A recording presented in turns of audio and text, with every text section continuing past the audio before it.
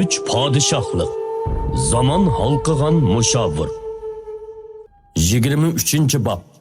Yolbaz Serkerda Şüyço'nun özü yalğız tötke tetişi. Diyanmo'nun agahlandırışı, Yöjin'nin qoluqiga kirip mi koymay, yanılı çoğun qadamlar bilan aldığı mağdı. Alpozidin uni otdan so'rab tushirgandek qilgan mushundoq paytda o't bulut qilichi ularning orasiga tiklandi. Nertor? Dedi Şüyço soğuk talaffuzda. Nim deyapsan? Yöjin qo'liqini ko'lib yetib ishonmagandek so'radi. Yana bir degina? Diyen enem. Bir chetga o'tib turing. Dedi Şüyço. Ondan seriq chaqmoqdan sakrab tushib, Yöjinning oldiga berib shirdak hurkirdi. Nertor? Gepimni anglamadingmi? Uning bu hurkirishi güldürmamı ovozidek yangrab, Yöjin orqasiga nech qadam chekindi. Bu varqirash Yöjinni tamtirtib qo'ygan bo'lib, Şüyço'ning baslik qomitimi uni ozroq cho'chitgan edi. Mening kimligimni bilamsan? O'zingning kimligini onangdan so'ra. Men sening otang bo'lmasam, sening kimligingni men nereden bilay? Şüyço'ning bu javobini anglab, Diyanmo pixildab kulib ketdi. Uning Diyan bargoyiga bormoqchi bo'lishi bekor emaskan. Mijozi aksi bilan o'pmi o'xshashgan emasmi? Hatto orqada turgan Shohiddin qatorliqlarmi kulib ketdi. Yöjin ochiqdan po'kandek qizirib, Yujinning qo'lidan jon olg'uri nayzasini elibli sanchidi. Tek qo'l sanmoqchimisan? Kela. Kimsan? Bugun adibangni bir bemisam. Chepilgan qilishdan Şüyço qilchi qo'rqib qolmasdan jup qo'li bilan o't bulut qilichini elibla beshiga qartib chopdi.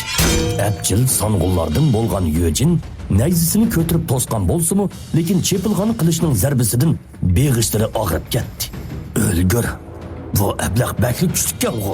U o'zini sal rostib olgandan keyin jon olg'uri nayzasini o'ynatib uduldan yana sanchidi. Gerçi Şüyço sancılgan nayzalarini urup qayribatgan bo'lsa-mu, lekin Yöjin erish qancha ruhlanib, jon olg'ur nayzasidan ushqunlar chaqnab ketdi.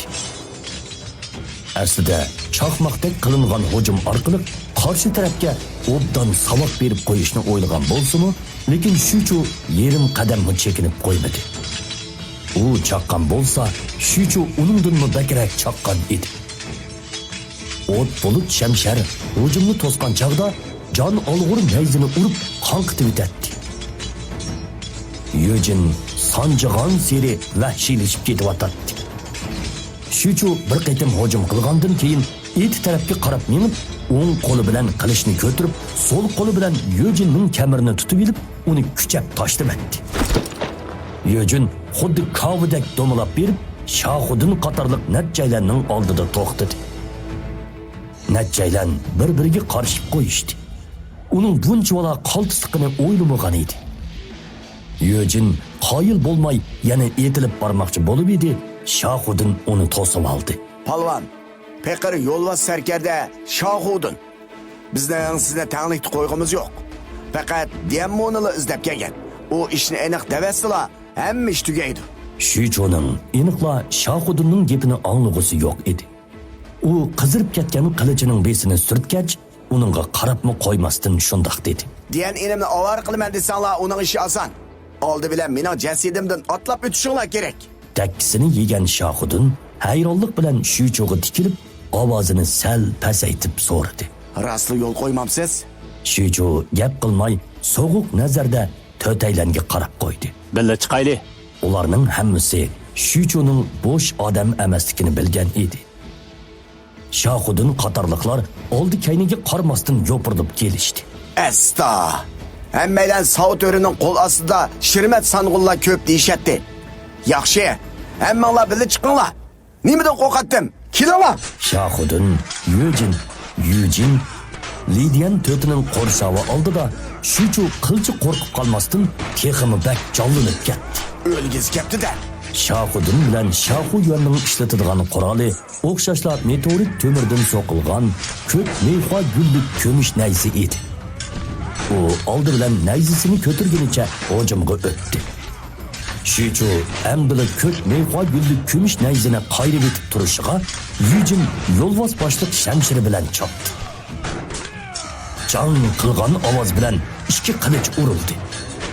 Lidiyanning yo'lbos boshliq yolmini bilan Yojinning jon olg'ur nayzimi orqasidan sanjilib keldi.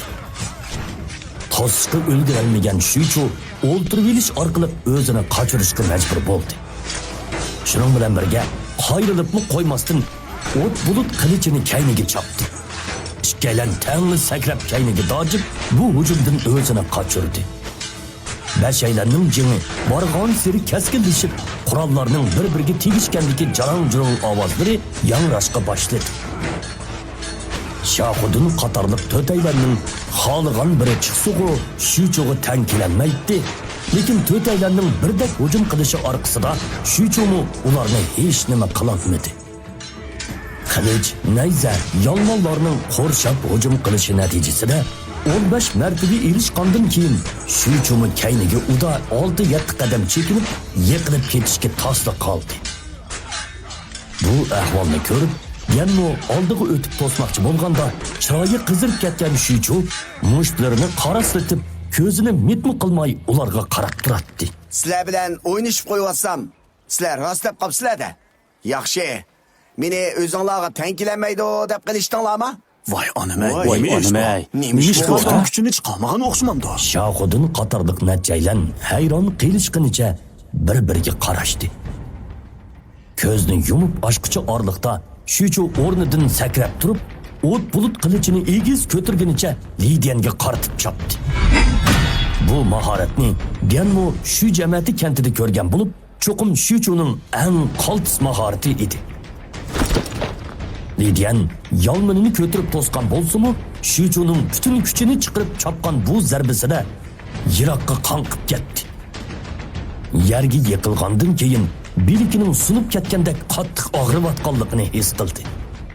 Hatto Dianveymi udul to'siy olmaydigan bu mahorati eng ojiz bo'lgan Lidiyan qandoqmi bardosh beralisin. Qolgan uchaylan inkas qaytirishga ulgurmaydi. O't bulut qilichi Shuchuning belida ikki aylanib, chaqmoqdek chepilib keldi.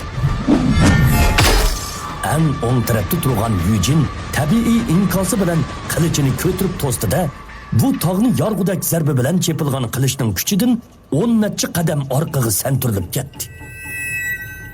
Yo'lbos boshliq qilichidan-mu zarba ta'sirida vimildab ovoz chiqib, qilichni tutolmag'ili tasliq qoldi. Yojin bo'lsa, o'zining keyingi nishon bo'lib kelishidan qo'rqqan avval mush ko'tirar degandek, nayzisini Shuchuning beshiga qaratib sanjidi.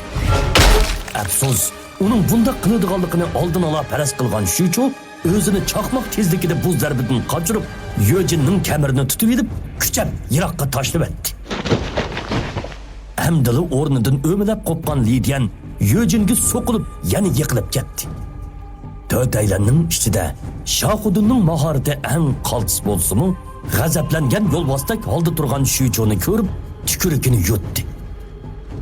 To'taylan billa chiqibmi yengilib qolsa, keyin qandoq bosh ko'tirib yuralisin? U darhol orqasiga o'rilib, baliq sepilida tomosha ko'rib turayotgan lashkarlarga qarab varqiradi. O'qiyotchilar tayyorlanglar. Daqiqa dong ketib turib qolgandan keyin 10 necha o'qiyochining hammasi Shuchuni qarg'a oldi. Nihoyatda aniqki, Shuchu agar yana midirlashga petinsa, ular rostilla otadi. Nimani degan bilan Shuchu bu chaqda Dianmoga agishib kelgan bir nomsiz lashkar bo'lib, Shahuddin bo'lsa yo'lbos sangun bo'lg'achqa, hech kim uning gapini anglamaslikka petin olmaydi. Qeni qaynab turgan Shuchuning bu chaqda bo'ldi qilg'usi yo'qdek qiladi. U Shahuddinga qarab qo'ydi. Ko'zlaridan qarshi tarafni ko'ydirib yitirgandek o't chaqnab turadi. Shahuddin o'ng qo'lini asta ko'tardi.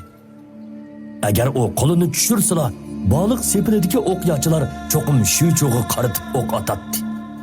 Bu ahvolni ko'rgandan keyin Dianmo darhol chilon to'riqdan sakrab tushib, Shuchuning oldini to'sib, baliq sepilidagi lashkarlarga qarab varqirdi. Anlab turinglar. Agar oranglarda qaysinglar, o'qyani etishga jur'at qiladigan bo'lsanglar, Pekir Dianmo, ajdodlarimning hozir taqtisining nomi bilan shundoq deymanki, keyin sizlarni o'ltirmagicha hargiz bosh qo'yib yotmayman. Cho'g'e o'zidan xeyli kichik bo'lgan Dianmoning o'zining oldini to'sib turganligini ko'rib, shuchu ko'nglida bak ta'sirlandi. Diyen inem, Pekir şuçu bir qarqusak adam. Men üçün bunda qısınız erzimdi. Moşu ötkelden ötüp kessem, siz yalğız Diyenvey'nin inisle emez. Yani Pekir şuçunun mu öz inim. U amdilik qo'lini uzitib, Dianmoni taydab turganda, qovuq sirtidan vazillik varqirgan ovoz anglandi. "Hammanglar qo'linglarni tortinglar!